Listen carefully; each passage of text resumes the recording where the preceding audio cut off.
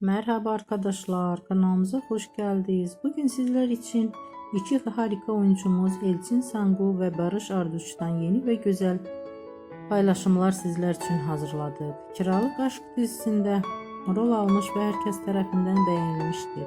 Biz de sizler için onların güzel ve romantik karelerini hazırladık. Bu videoların devamlı gelmesini istiyorsanız kanalımıza abone olup yorum yazmayı unutmayın. Hələlik bizdən bu